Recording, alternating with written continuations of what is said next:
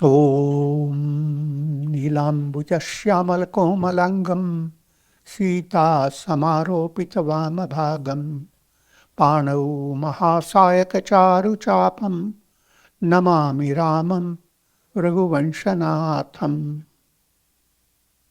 Adorations to Lord Rama, whose complexion is like a blue lotus, who is very tender and delightful in appearance.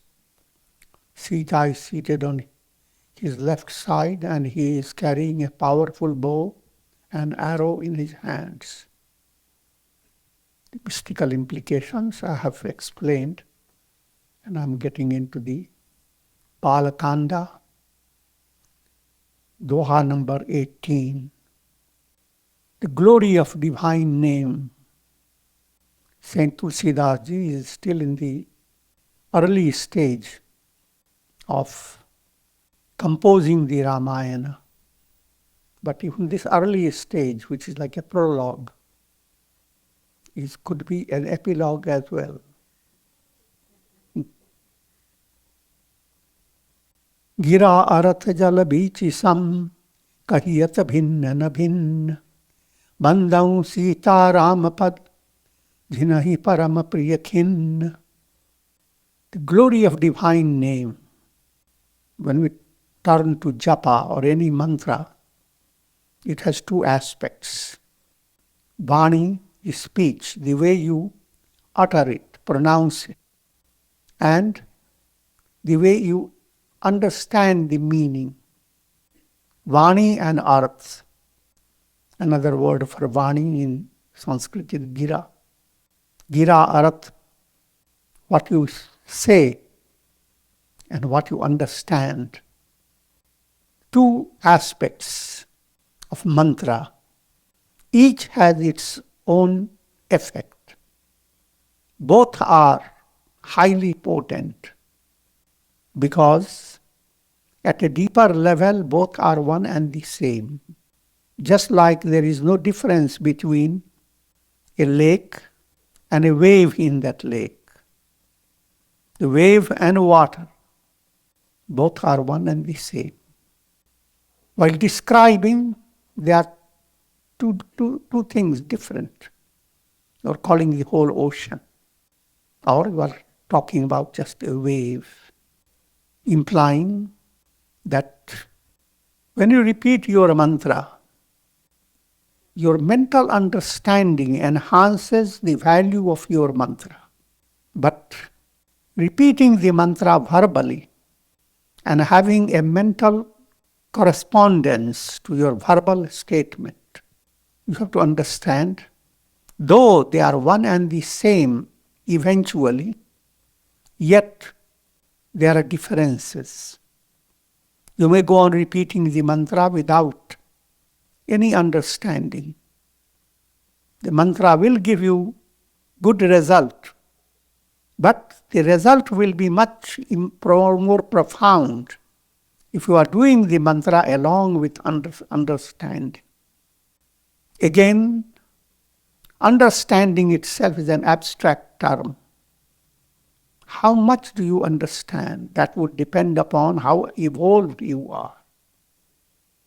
But the beauty of japa is you don't calculate. Leave all this to happen. Begin your mantra. Bring your feeling with the mantra. And allow the mantra to open the doors for you. Bandau naam Rama Raghuvar ko, hetu krisanu bhanu himakar ko, vidhi hari haramaya veda pranaso, aguna anupama guna nidhanaso. I offer adorations to the divine name Rama. As I have explained to you, the Vedas brought out the name Om. Om remains potent and most powerful, but is further complemented and extended into another name, Ram. With Om, your mind turns towards negation. negation of all the lokas.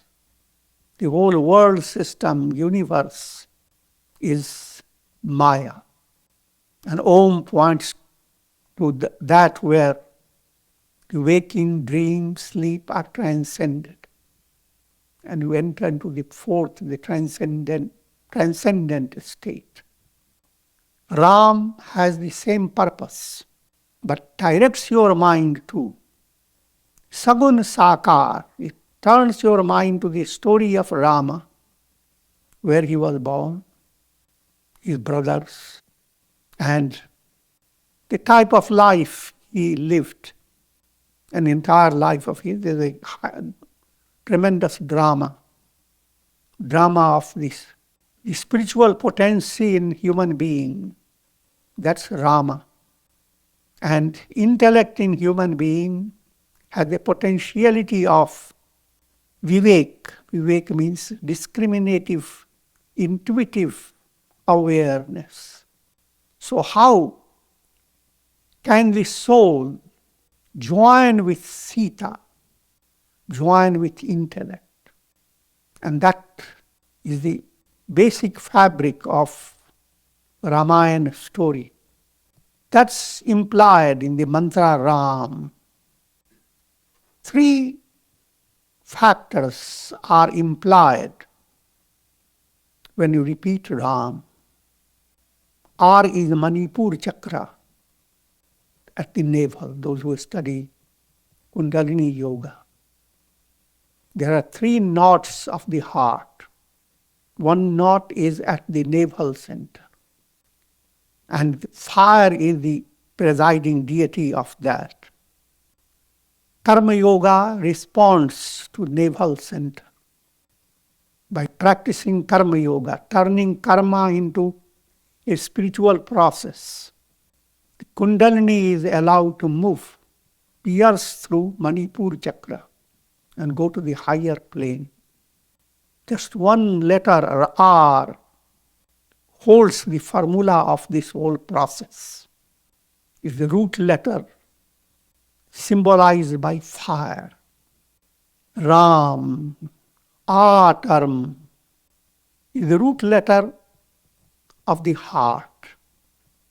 Here there's a little bit different version. In Kundalini Yoga, you will be reading Yam is the root letter of the heart.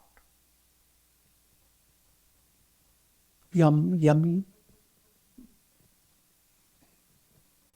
But another variation is very similar. It's a sense of tremendous fulfillment.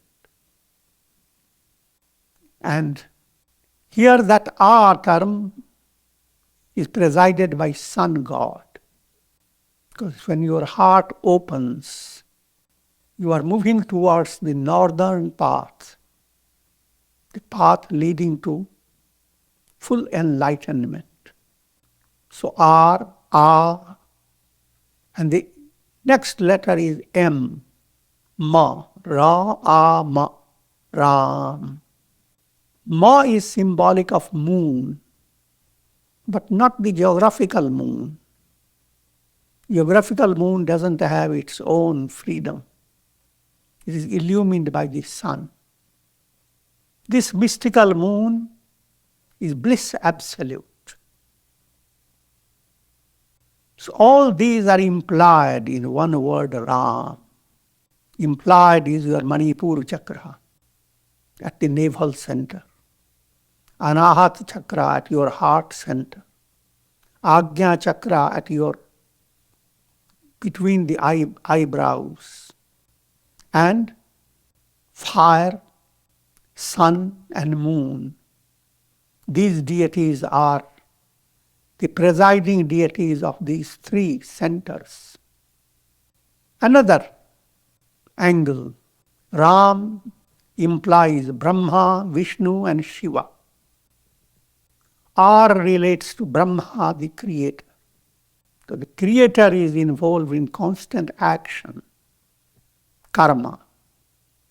And our term has that type of resonance. Kuru. in Hindi word karo. Wrath, with ra you arouse people. In English as well, rise, run, arouse. So our term relates to Brahma movement. Our term relates to Vishnu movement. Vishnu is the sustainer, nourisher, and promoter of all divine virtues. Ram, the end of the mantra, relates to Shiva. Shiva is absolute Gyan at the Ajna Chakra between the eyebrows. Absolute Gyan, another name is Tattva Gyan. That intuitive knowledge which reveals Brahman alone exists. The entire world is illusion. Shiva alone is. All else is Shava. Shava is corpse. Jiva is Shiva. And the entire world of matter is just Shava. In other words, you have to understand that though you operate through your body, mind, intellect, and face so many challenges in your daily life, all these are not absolute reality. They are like experiences in your dream. In your dream, you go through so many things. And the dream is sustained by your inner principles. The subtle radiations of Brahma, Vishnu, and Shiva are operating in your dream. Brahma goes on creating your dream. Vishnu goes on nourishing your dream. Shiva goes on wiping them out.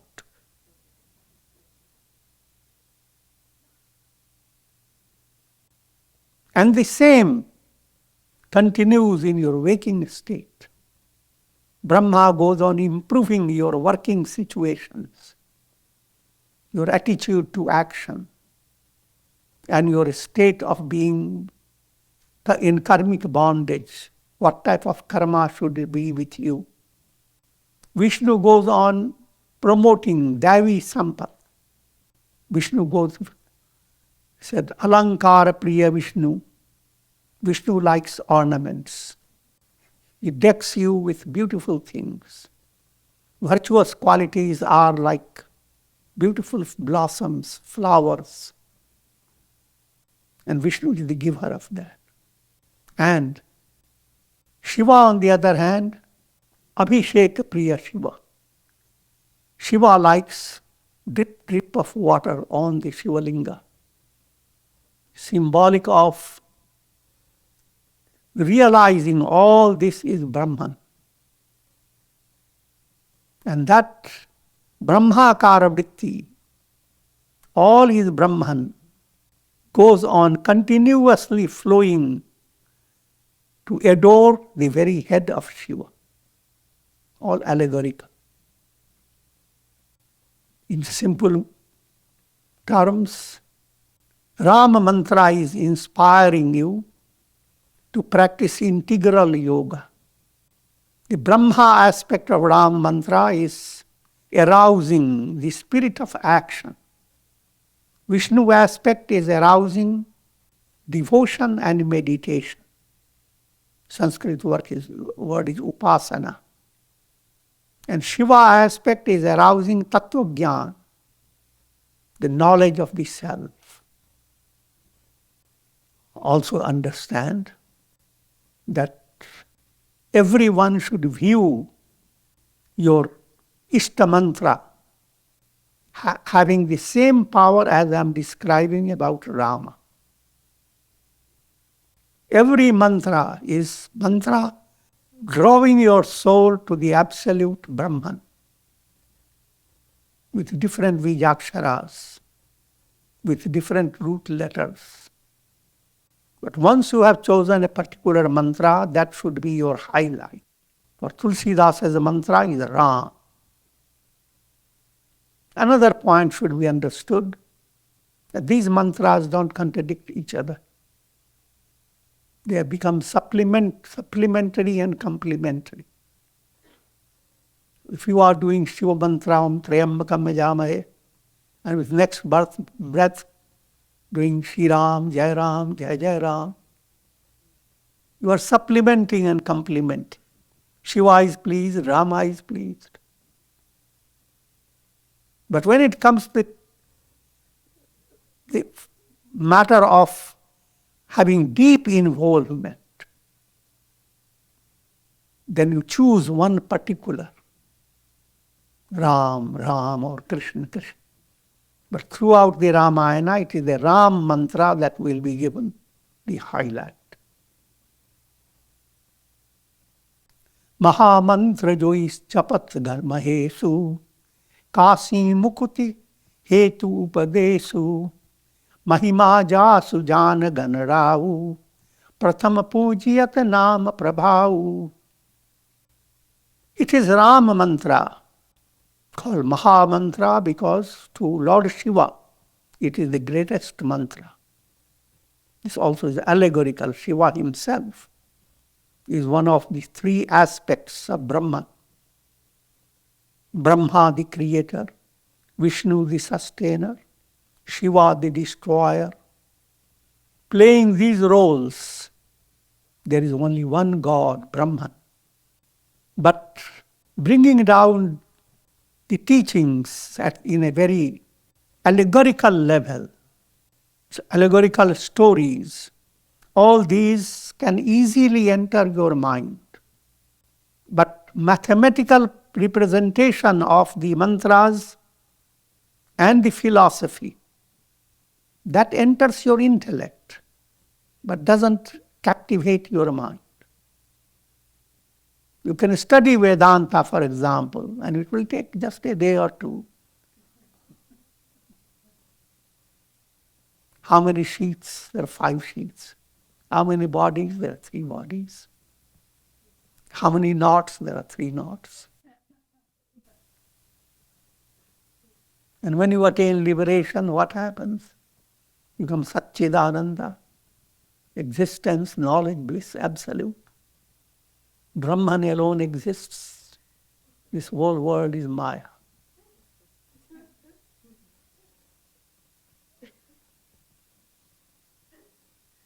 There is nothing, no more color now. Nothing for mind to be fascinated by. But now in bhakti process, Brahman has become Rama. Rama who fascinates the 3 deities, Brahma, Vishnu and Shiva. Shiva is so fascinated by the mantra Rama that the entire Ramayana has been conveyed to Uma Devi, Shiva's consort. That again is a profound topic that is coming in Ramayana. To his beloved wife, Shiva speaks of the glory of Rama and tells the entire Ramayana. How was he born? What did he do? Until he attains enlightenment. And Uma or Parvati listens to these. And someone takes down dictation.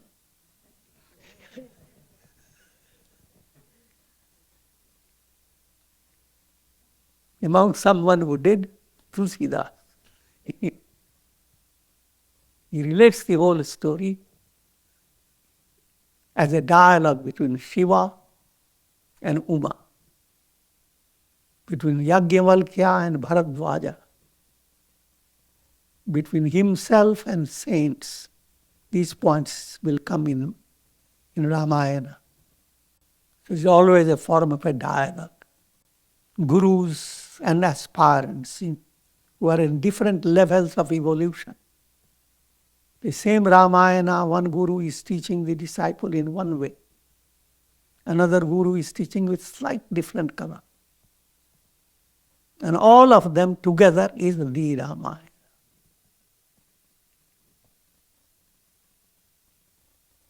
Mahamantra joi japat mahesu, kasi mukuti hetu upadesu, Mahima jasu jana ganarau, prathama pujiyat nama prabhau.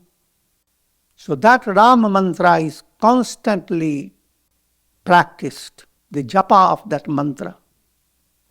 Shiva is presented as shining deity who is constantly uttering Ram, Ram, Ram, Ram. Even when his lips are closed, you must realize mentally he is doing Ram, Ram, Ram.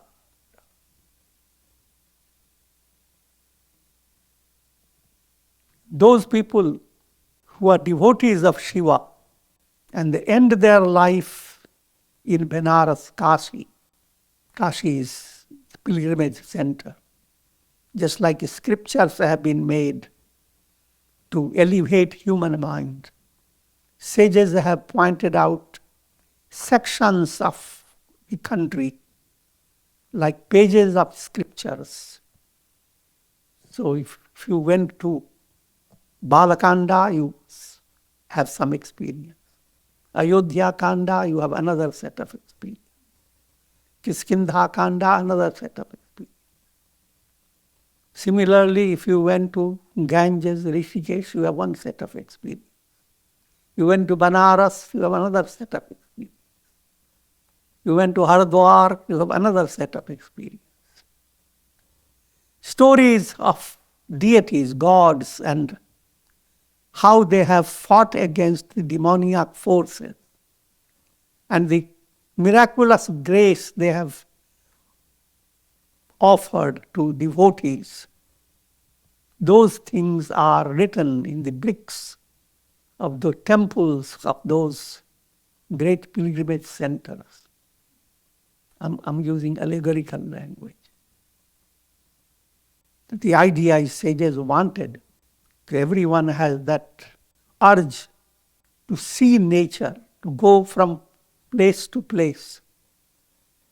Now you are going from place to place, but in every place you get involved with the stories.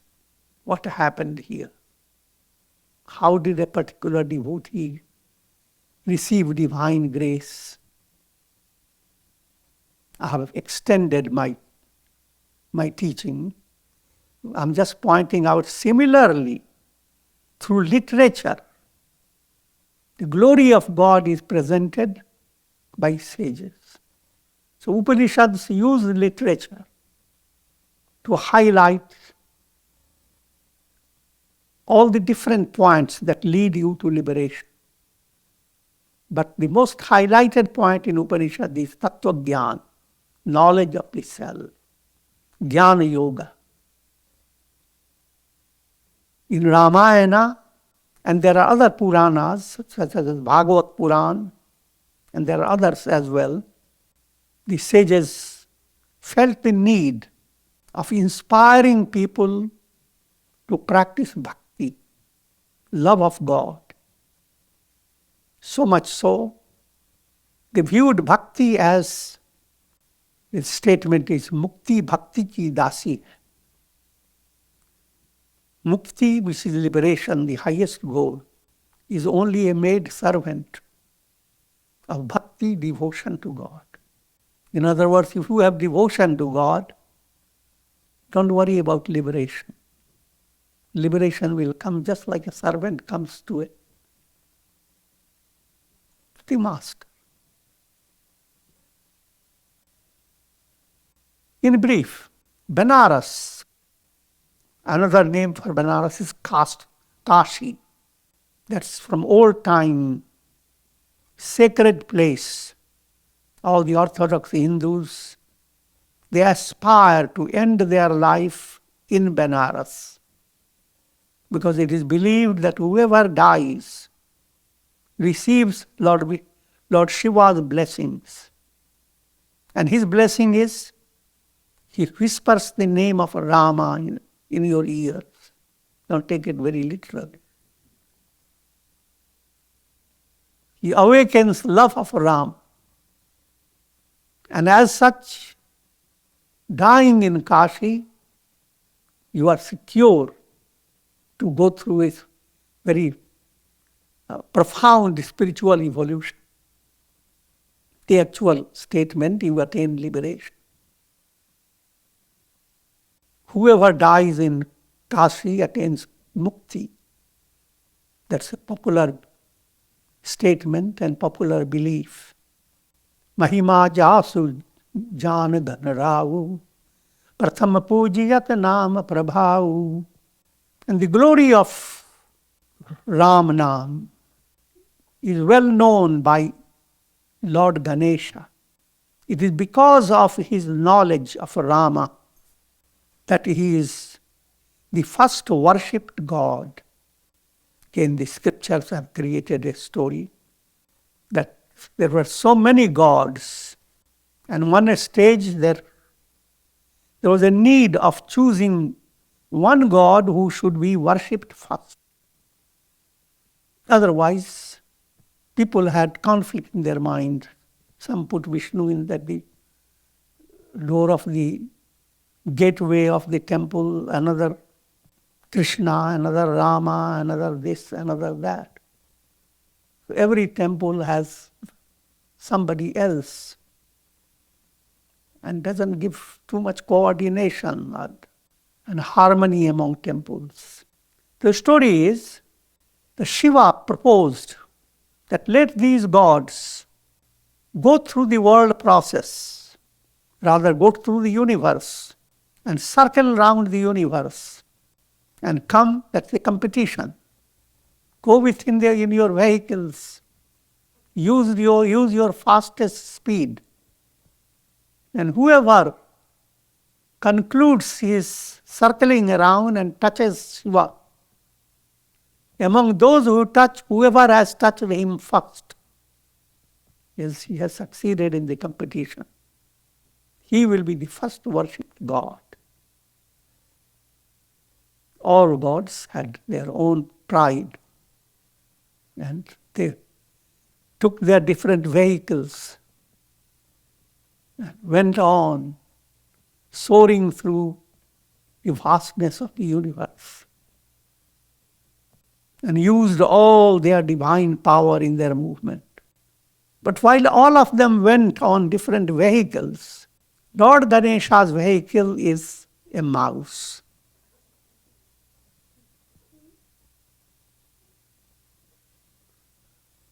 He stayed with his mouse button.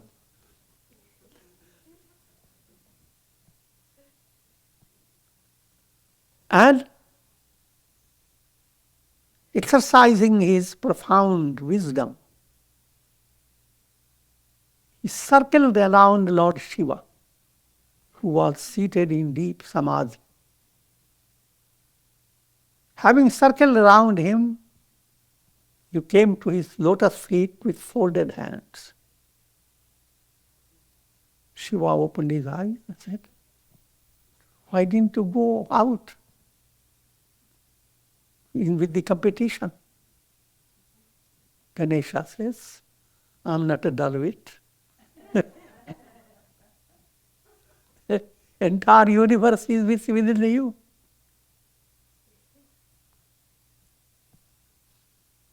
My mouse vehicle led me to go around you and dedicating myself to yourself." Shiva said, "You are truly wise, and you have succeeded in this big competition." Then other gods come one after another. They see already Ganesha declared successful. And they realize their mistake. They had no need to go into the wide world away from Shiva. Shiva contained the entire universe.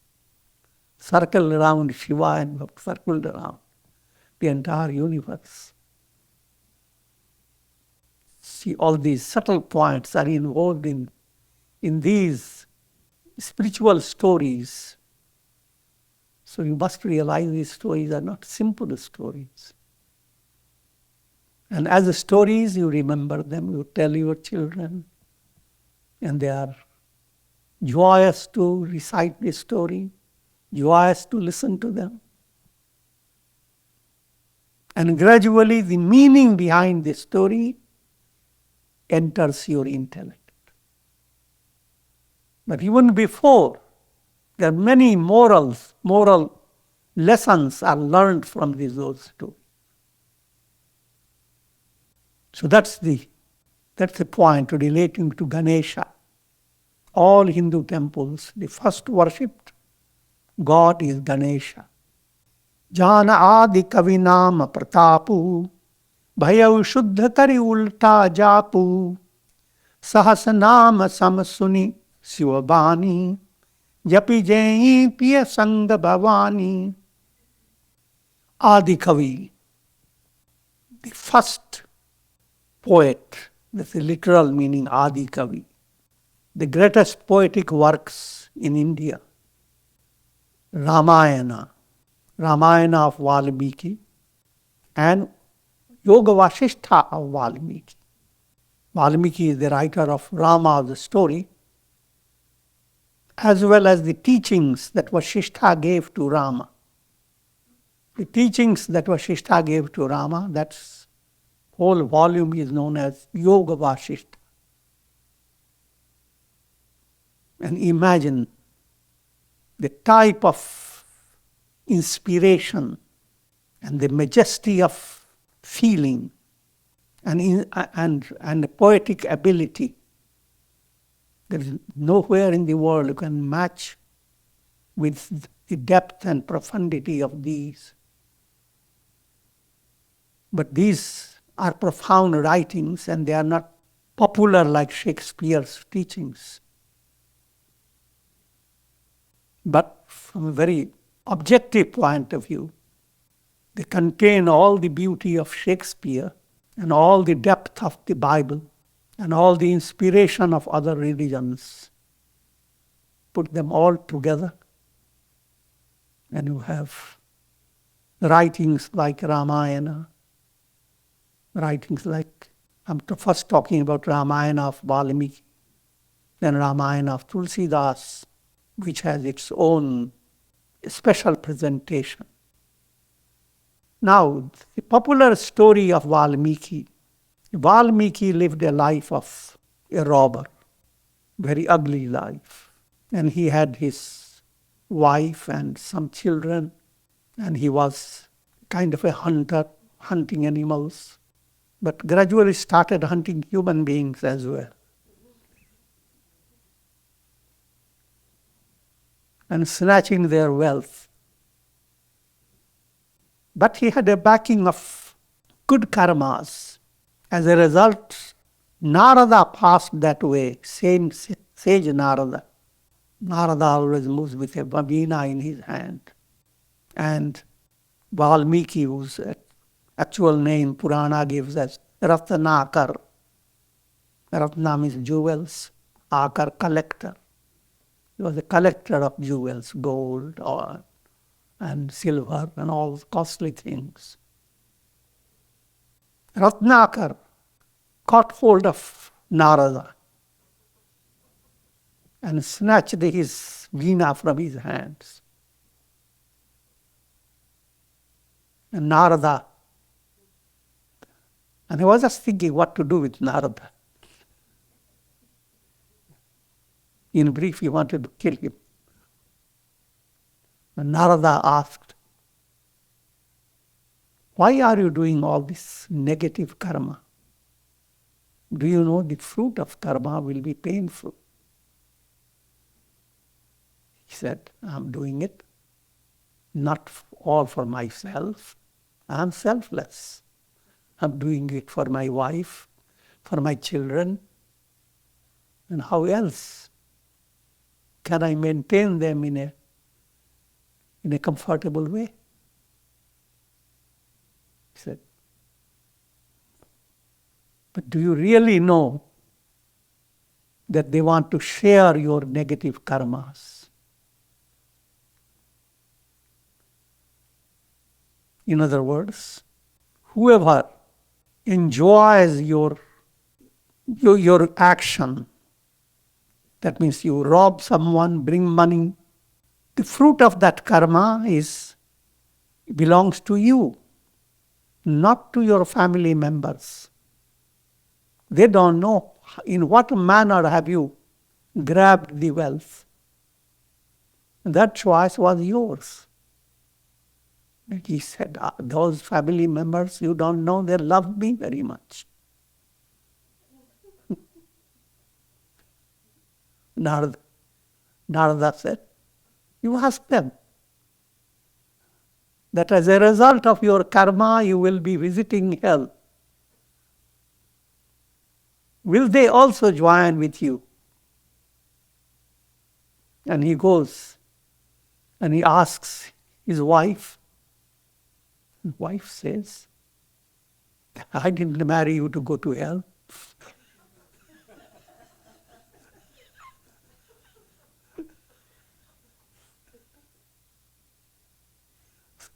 You are going to hell, you go to hell.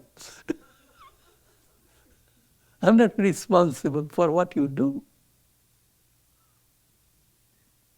And you have not consulted me about how to do and what to do. And the children also shouted out to him, oh, father, you go to hell.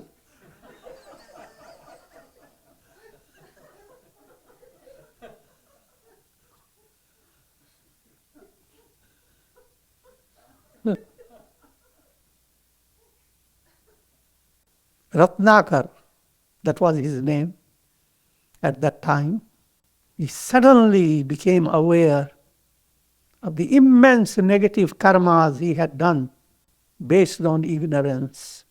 He came to Narada and said, please help me. Don't let me burn in the fires of hell, please. Cool me down.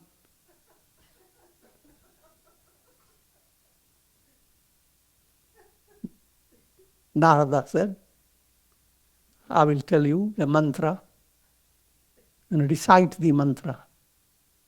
That mantra will wipe away all your sins. I will transform you into a divine personality. So this mantra is Ram, Ram, Ram. And Valmiki, whose mind was now very gripped with repentance, he said, how can I put such a divine name on my lips? Do something else. It's impossible for bringing that profound name on my tongue. And Narada pointed out to a dead body and said, what do you call that? And Valmiki said, Mara, someone who is dead. And Narada said, just repeat that.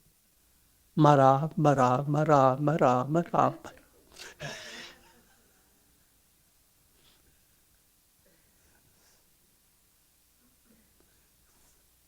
So initiated him into a reverse form of the mantra, not a straight mantra. Because he was not, his mind was filled with regret and repentance. But even that reverse mantra started working upon him in a miraculous way. Because it didn't stay reversed. It straightened itself. From Mara, Mara, Rama, from Mara became Ram, Ram. All these writings are highly allegorical. When mantra japa is being introduced to you, this is a very broader meaning. Many people will not like it. Because people take it literally as a historical that there was Ratnakar and all that happened. Might have happened as well. But the subtle meaning behind, when you are introduced to mantra, your mind doesn't have full confidence in the mantra. So what you repeat is like mara, mara.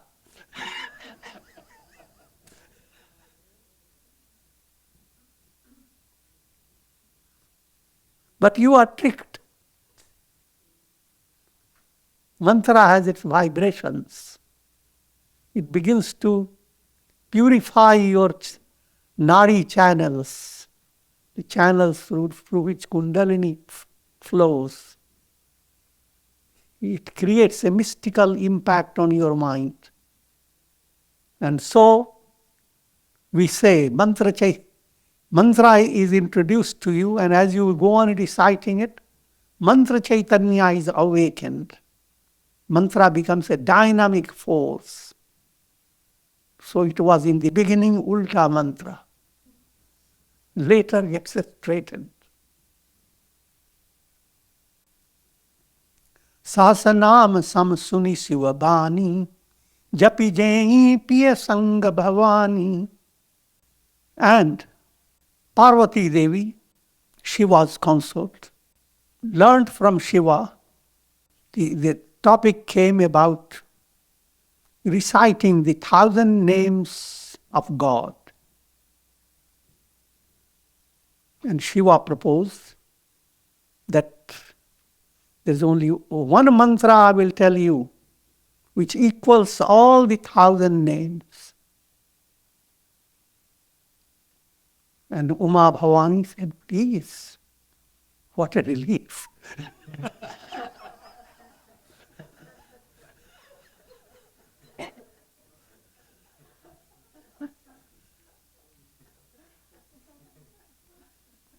And that mantra is Ram, Ram. So Rama mantra equals Sahasranam. Harshe hetu heri harhi ko, kiye bhushanati bhushanati ko, naam prabhav jana shivani ko, kalakut phalu dinami ko. Parvati showed such intense love for divine name Rama.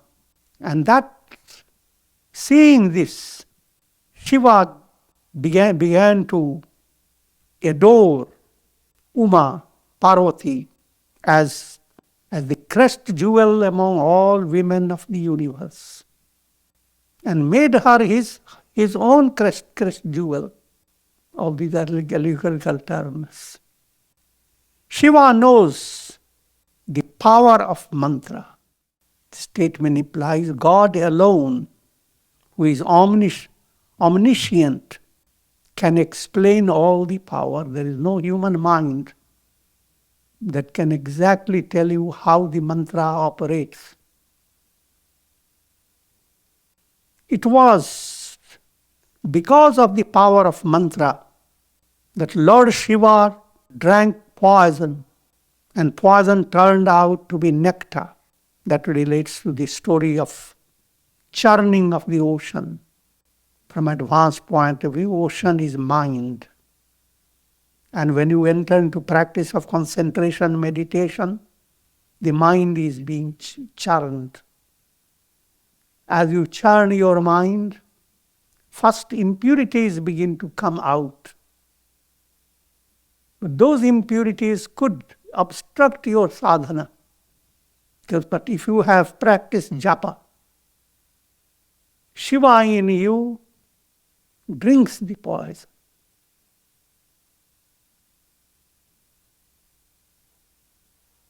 And as a result, Shiva's neck becomes blue.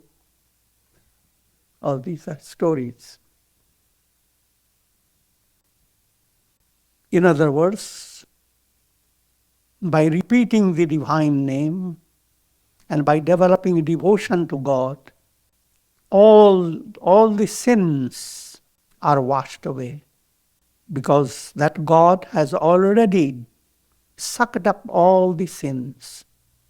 Very similar to what Christianity goes on explaining, that all the sins have been already paid in the form of crucifixion. Christ crucified himself, and thereby he had taken away all the sins of mankind. But that doesn't relieve you until you surrender to Jesus. In the same way, until you surrender to Rama, repeat the mantra, you are not exactly relieved of all limitations. Varsha ritu raghupati bhagati tulsi sali sudas Rama nama vara varanaju savana bhadava mas. Devotion to Rama is like a rainy season, and Ram, the two letters, there are three letters in it, but two prominent, Rama. They are these two rainy months of India. They fall between July, August, September. During that time, two Hindu months, they are the months of monsoon. Sometimes rain goes on falling ceaselessly for days together. And if you are a peacock, there is immense joy. You go on unfurling your wings and dancing and dancing. So the divine name is like a shower coming from the heavens ceaselessly. And your mind enjoys. And with this I will conclude. Om Shri Ramaya Namah. Om Shri Ramaya Namah.